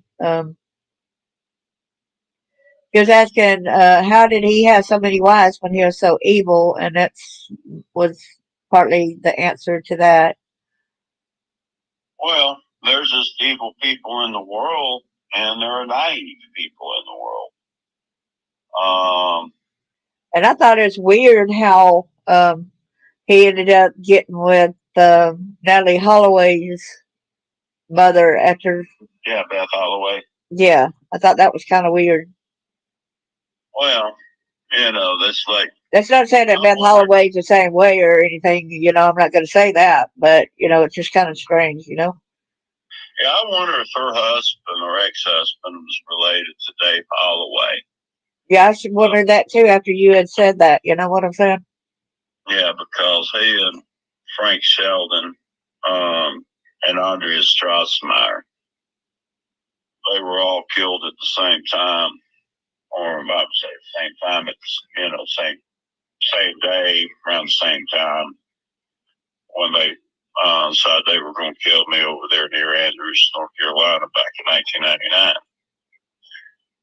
And of course, Strassmeyer and Holloway's bodies were taken to Eloise City, Oklahoma, and that's where they remain buried today. And sometimes you think that somebody is really good, like for my ex-husband, he actually protected me, and so I thought that he was going to be a protector of me, and then he ended up becoming an abuser himself. So you just never know what somebody's going to turn out to be, Well, I've had a lot of people who go to church. Well, you're out there attacking the Christians and the Jews. Well, no, I'm not actually out here attacking anyone except for what we call chomos and pedophiles, and child murderers and terrorists. Yeah.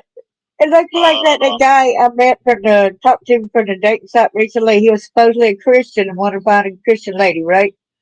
Something just told me that he's got some kind of affiliations with them. I just bet you, and something led me to still talk to him. Like, I guess I wanted to catch him. You know what I'm saying?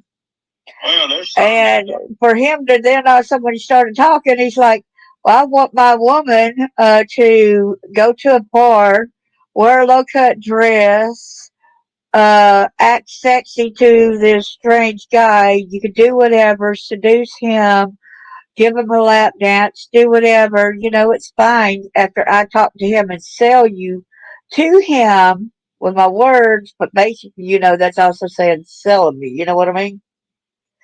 So to me, that showed every affiliation that this guy is part of that too. And even when you saw that picture, you said he looks awfully familiar, and I said he does to me also. Yeah, he looks familiar, and I believe he's a fly boy. That's what a lot of these guys are. Ones aren't fly boys, they're truckers. Ones aren't truckers, they're in the lumber. Not in the lumber, they're into technology. Yep. Or law practice or medical.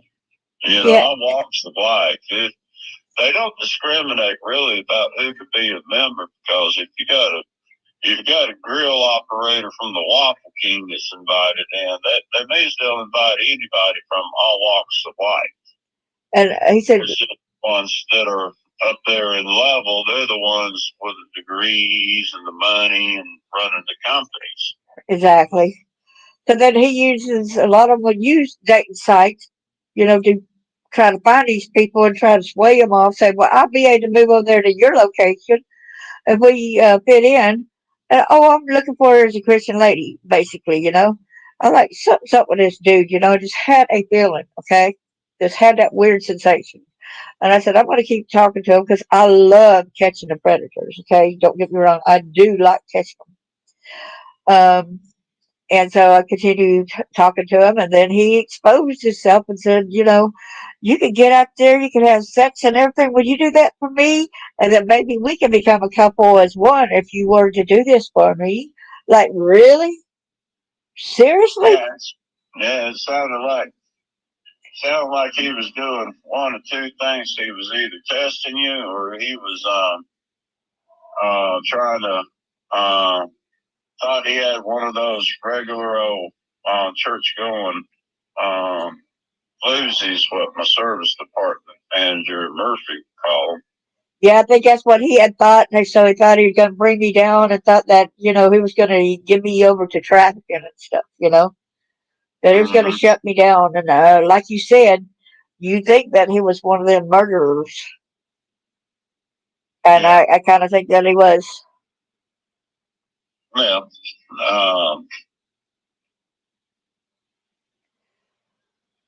it's like It's kind of funny how he. One lady that the channeling with Beth Ramsey was wondering why I was still alive, and it's not Thank been you, easy. Olivia. It's not been easy. Just from 1997, just 2006 itself, there was a series of attempts on my life. And there was right around 14, 15 guys that wound up in nice hospitals and ICUs over it. One guy was paralyzed for almost 2 years after he threatened to beat me to death over there in Marble, North Carolina in June of 97, just before I got. I had to put my phone down to move the computer. Hold on a minute. So, June of 97 in Marble, North Carolina. I got to move this over here. Can y'all hear it okay? Can y'all hear it okay? Because I moved my computer around. So. Go ahead and keep describing that. I'm going to go to the other room. Hope everybody. Let me try to lay the computer down. Maybe then I won't have to worry about whether or not it covers the microphone there. Okay, she can still hear. So you continue on. Okay, while I run to the other room briefly. Okay. Okay. Well, thank you, Lady O, for your comment there.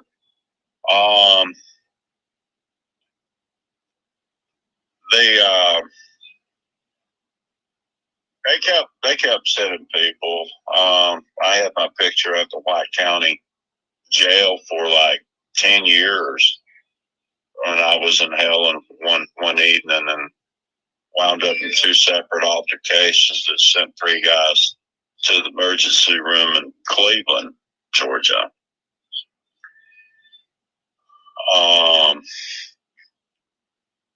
First one was a big old cornbread fed guy, and he wound up having to be transported to the hospital. The second one, 3 guys tried to attack me in another establishment, and one got beat up and one got almost knocked out. Got his jaw broke, cheekbone broke, like Sam Duncan Jr. did back in April of that year. Will we be able to let them know what some of these so-called witnesses who claim that they were there during John Bonet's, are you free to discuss any of that or not free to discuss any of that? Well, the ones in North Carolina knew that she was going to be murdered, and they went. A lot of the ones I talked to in Marietta didn't have any clue that she was going to be murdered when they went. She wasn't murdered at home, so there was no intruder of the Ramsey home or being murdered there. John had prepared this space or box or something to put her body in under the house to preserve it to where rigor mortis would appear to set in at a later time than when she was murdered. That's how long he had planned her murder. Wasn't it true that there was a house that was empty or something like that where druggies were going over there near? Yeah, there was a vacant house where some homeless people had moved into and were staying there. They went down and forced them out to where they could have a house. They could druggies and people that wanted to smoke marijuana or do cocaine or meth to go and do their stuff there without sneaking around at the parties that was hosted by some of the other neighbors that season. Of course, the whites next door, Christmas Day, had their party. And, of course, the Ramsays had their post-Christmas party. And I remember the Ramsays even saying that they kept their door unlocked for people just to walk in and see their decor, too. So how can somebody didn't have to break in if you had your door unlocked? No, and like I said, she wasn't murdered at home. She was murdered down the street around 7:48 p.m. is what I gathered out of two people from Marietta that was out there. How did she get that pineapple, though? Well, that pineapple, she ate that pineapple before she was murdered in the evening. So they put that pineapple in the fridge and pulled it out later. They had to make it appear that maybe she had eaten, gotten up herself, and came downstairs and ate herself. And nobody would ever bring that up during the interviews. And, So, yeah, she had the pineapple before she was murdered. It just wasn't before midnight when she had the pineapple. Yeah. Jonna says that this guy is so interesting. Thanks for having him on your podcast. I can listen to him for hours. Very informative. Well, thank you for listening in. And as I always tell people when I built my companies, I always worked out the word of mouth advertisement. So I hope this knowledge spreads like wildfire. So a lot of people's going to be expecting me to walk up there to Raleigh when I do and do what I'm supposed to do for the state of North Carolina. Y'all, please be pulling for him to arrive there safely and do what he needs to do for North Carolina to get this out there for our children, right? Please be praying for this to transpire. Yes. Once state government knows significant amount of the people knows, then it should be a walk in the park and getting these indictments, as they say, unsealed. Yeah, some of the people in North Carolina already know some of the answers, and if they don't hurry up and come forward like they had claimed that they will come out and tell who some of these people that's responsible, then, they want to take it into their own hands because they're tired of these people continuing doing their wicked stuff. Well, when they lost their death wager up there in 1999, they lost it belly up, and there was some bloodshed. There was a significant amount of people that were going to kill me that wound up getting killed right up around body count around 22 to 24. And they were even killed. Some of them were killed by their own family members and kinfolk. That's because they were the evil people or something that they ended up saying. Is that why? Well, yes, ma'am. They were part of they knew what was going on. They knew that their plan was to get the FBI up in that area with Delta Force, National Guard, and break out the Civil War revolution up there in Western North Carolina.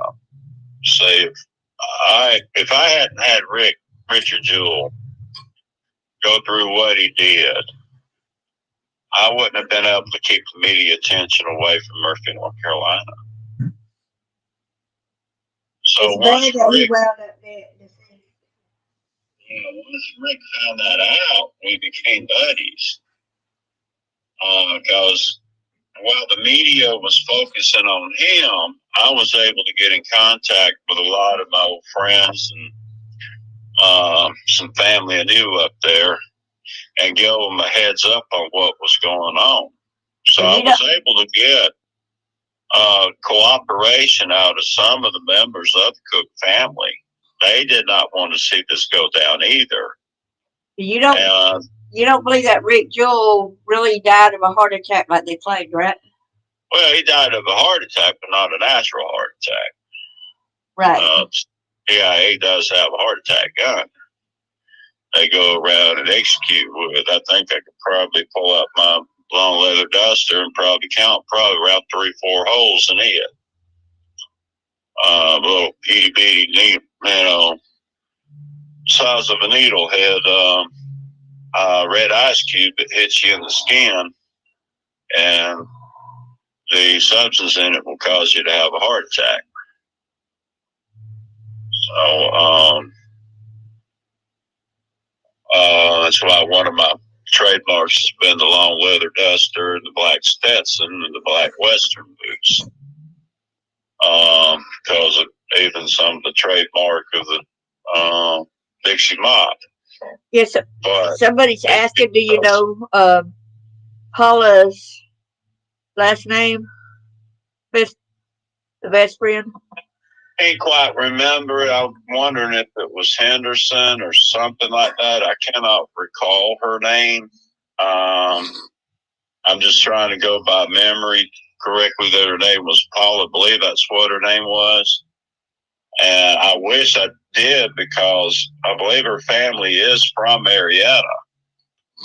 And I could touch base with her family being in Marietta, which I'm afraid they're like the Darringtons. They're afraid to say anything right now because they've already lost one family member. They don't want to lose any more. And I can bet that Bert's afraid to speak too, because he's already lost 2 sisters. Well, of course. I mean, who wouldn't be? It's kind of like some of that Duncan clan afraid to say a doggone thing in the world because, a friend of their dad's would murder 6-year-old daughter and his 22-year-old daughter. Who wouldn't he kill?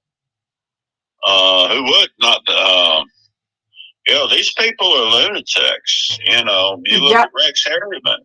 And John wants to say that there's been no proof about John Bonet ever being essayed. What do you have to say to that? That is not entirely true. There is proof that she was sexually assaulted. And she was sexually assaulted way before when she was murdered.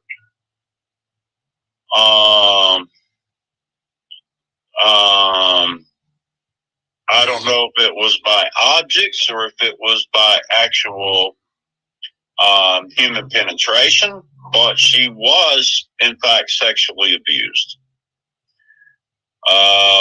One former Georgia sheriff up there in close proximity to Towns County, Georgia, made a statement there in one conversation of ours a couple of years ago that he thought that she was passed around over there in Hiawassee, a young Harris, like a candy dish.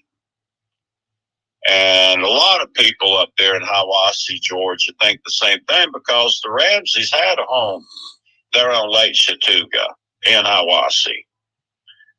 And Eric Rudolph was, in fact, her water skiing instructor.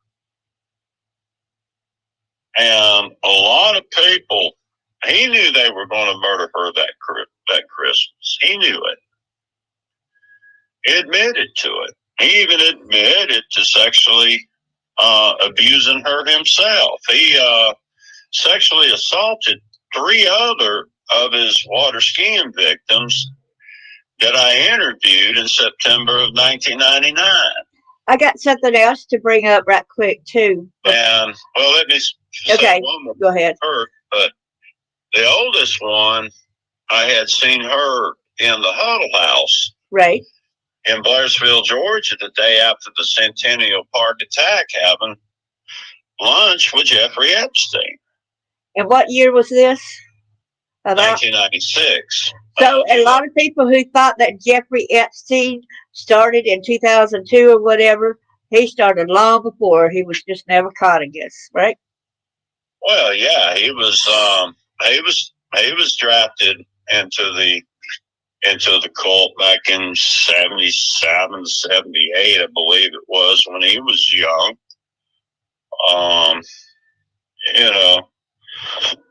in college or high school won. You know, because of his Zionist Jewish lineage. And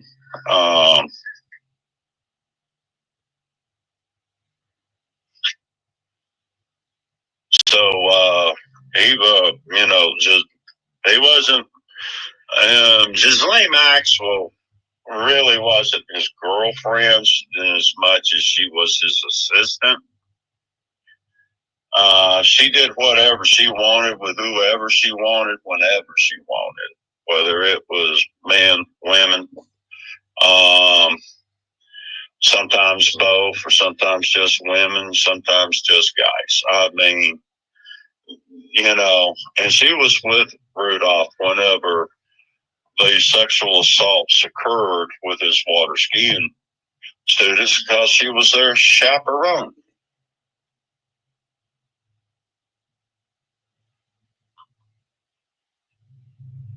So there's a lot of people from Hiawassee that remember seeing the Ramsays having dinner with Eric Rudolph and Ghislaine Maxwell many times. So, and without being so vulgar, her private area proved that, it was. Yeah, it was determined to be twice the size of a normal 6-year-old. So no amount of lies to cover up the fact that she was. Mm-hmm. I hear people say she wasn't, but I know what I heard him tell Beth that night. We set all this aside. I know what I heard with my ears. I know what I've seen with my eyes. I know how many times that I've almost been executed. I know how many times I'd say how many times, there may be more than just 29. But I got people, you can go to Ball Ground, Georgia, and you can ask around Ball Ground, Georgia, about the attempted bombing of the Little League baseball game that occurred around June 3rd, 1997. Right. Because that was around the 18th, 19th terrorist attack that I helped stop that year. Thank you for that. So you saved a lot of lives that day in that ball ground, in that ball field, when you did that.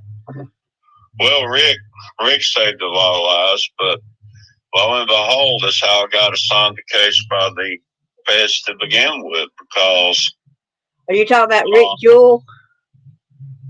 Well, no, ma'am. I had a meeting with the feds on the 15th of July in Pace, Florida. Because when you said Rick, I was trying to figure out what's Rick's name. That this Richard Jewell. Yeah, that's what I said. Richard Jewell. Okay. Mm-hmm. Rick's take on it was, if he had to go through that again to help me stop another large amount of terrorist attacks, he'd be happy to go through it again. Johnny says she remembers that. And now Lynn Wood wasn't too happy, because Lynn was going to get like $7.5 million for representing him when he got paid by the federal government. Lynn Wood? Yes, ma'am. Same attorney that represented Ramsey. Right, exactly. That's when I started not believing him, when I knew that he was doing that. Well, I asked people to pray for him, because I hope he has really, truly turned his life over to God. And I pray so too.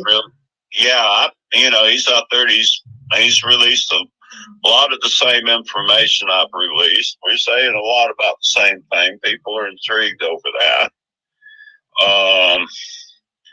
And we're not the only ones out here, releasing this information. There's other people out there putting out theirs as well, but they'll listen to mine, and then about here within, 3 to 6 weeks, somebody else is out there covering it. Yeah, so we do that, making money off of it. And you got people like us out here putting the word out, and, I still have yet been paid by the state of North Carolina, so at least everybody knows that I'm not in it for the money. And they know I'm not in it for the money. I don't get paid very much on my books, you know.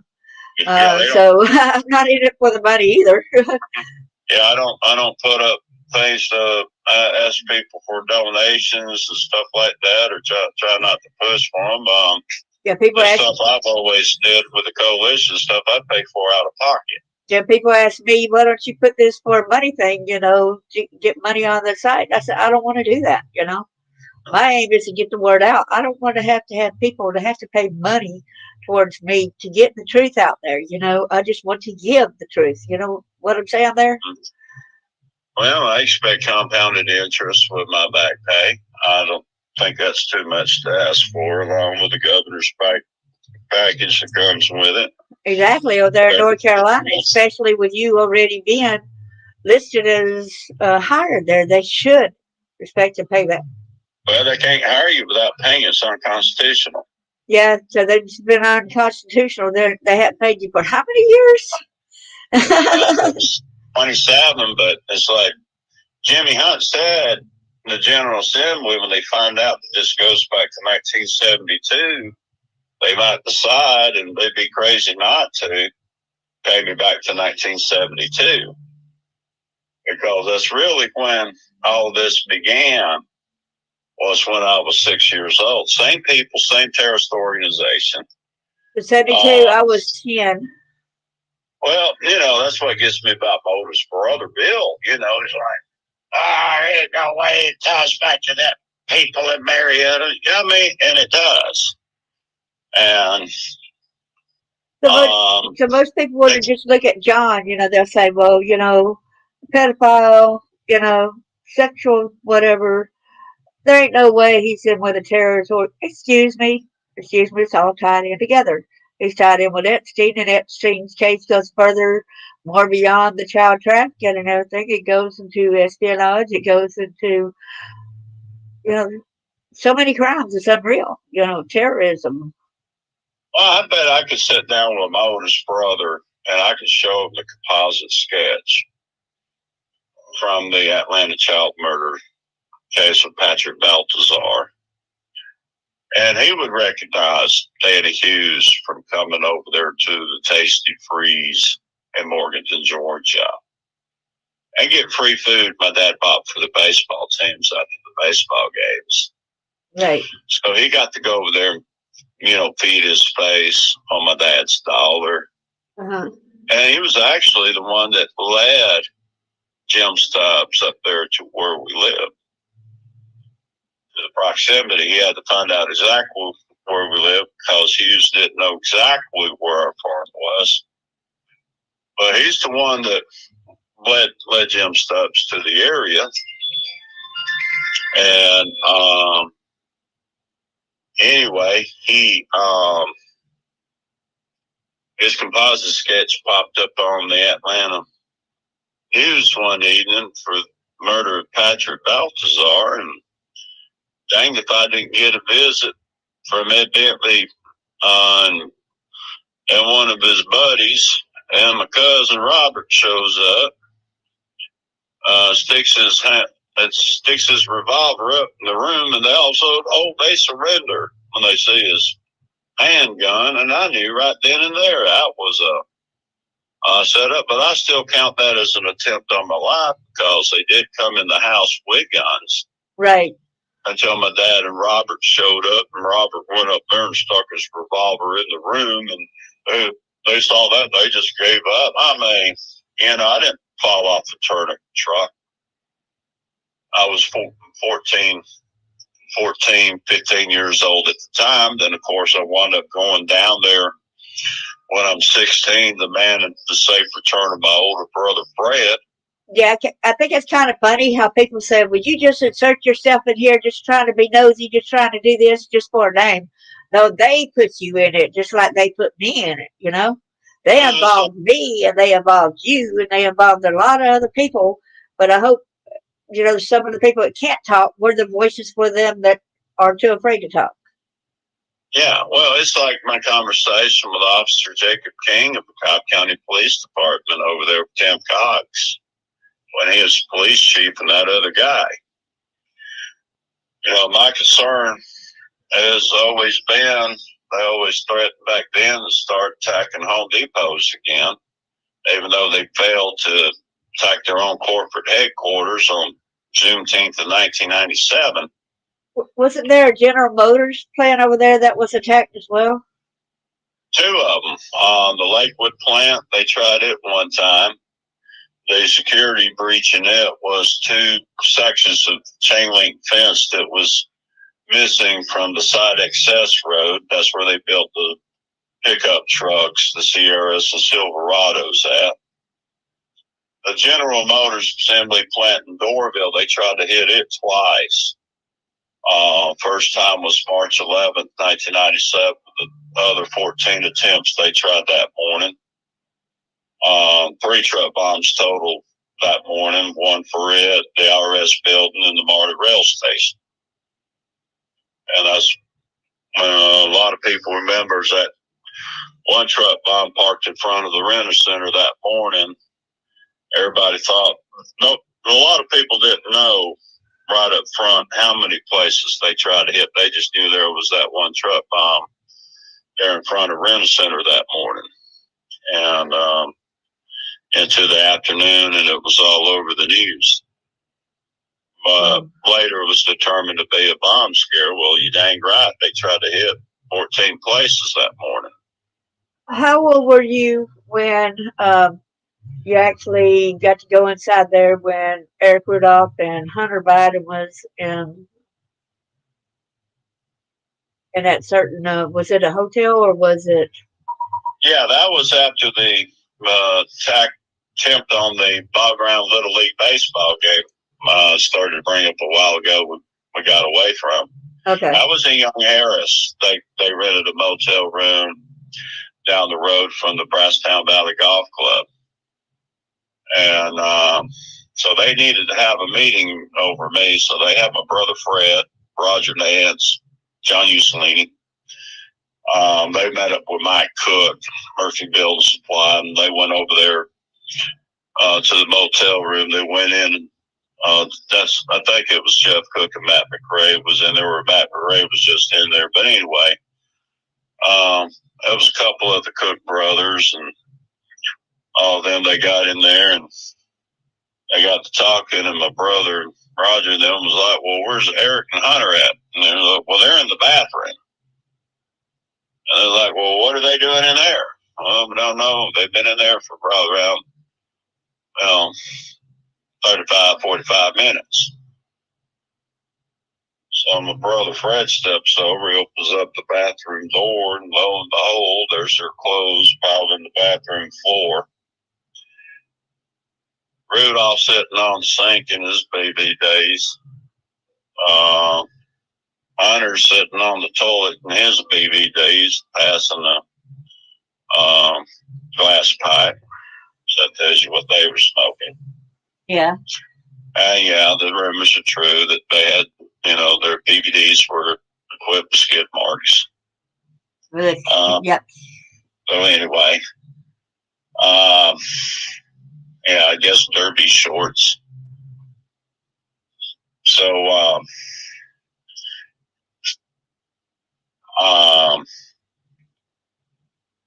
that's what got them the reputation up there in Young Harris and Hiawassee about being sweet with each other. So. Well, I appreciate it. We've been over 2 hours, and I hope that you get achieved what you plan on getting done tomorrow. Finish getting it out today. But we could do some more question answers another time when you feel free. I want everybody to know to keep the word out there. Don't believe lies. Believe people that actually have been there, that tell the stories and shared. Don't believe when there's no proof, because there's a lot of proof out there, whether you know it or not, but they're trying to shut the people up that do have the proof. Thank you, and thank you so much, Charles. Appreciate it. Yeah, one thing I just wanted to say to everyone, I understand how crazy this may sound, because I've evaluated it myself, and it was by design that when someone come out with the information, prosecutor sitting there trying to prosecute them before a jury would look like they needed to be committed to the nut ward. Yeah. The things that they did was to really set things off, control the opposition. That's what we call controlled opposition. And you think that might be one reason why I lost some of my memory, because of possibly the MK Ultra? Oh, most definitely. You definitely been given at least one injection. I've had 2 injections of stuff that alter your memory. One in 1976 to get the first attempt of my life out of my mind, to where I could get my grades back up to A and B level in school, because they had dropped down to C's and D's.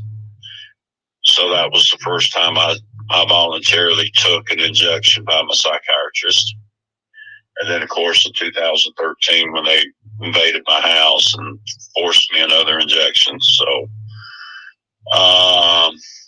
I'm just fortunate that I already had one of those injections when I was a child. So this last one wouldn't have the effect that it was supposed to have, or I'd be out here trying to figure out, pick up the bits and pieces. But I did go back up to Morganton, Georgia, Murphy, North Carolina, met with some friends just to make certain that my memories weren't false. Right. And that's why whenever I was hearing some of your story, all of a sudden some of it was like, hey, now, this coincides. Hey, now. Yeah, I started saying, am I having some false memories or something, or did this really happen? And got up there and they go, oh, yeah, man, how can you forget? Well, now you have it. Well, thank you for the interview. And thank everybody for listening. I hope everybody have a safe and wonderful weekend. Enjoy this beautiful weather that we're having. And I hope to be in Raleigh soon. Yeah, I hope that you get over there safely and all, and then you achieve what you need to achieve. And hope to meet up with you sometime soon, too. Well, God bless you. Thank you. Likewise. Okay, bye-bye. Thank you, everyone, for coming and being a part of the show and listening in. Thank you for showing the utmost respect to Charles and I. Say God bless y'all. If y'all can think of more questions later at another time, hit me up and I'll be glad to ask him the questions for y'all. God bless each and every y'all. Remember to pray for him with his fight and with my fight too on getting these people exposed and something being done to them. Thank you so much and God bless y'all.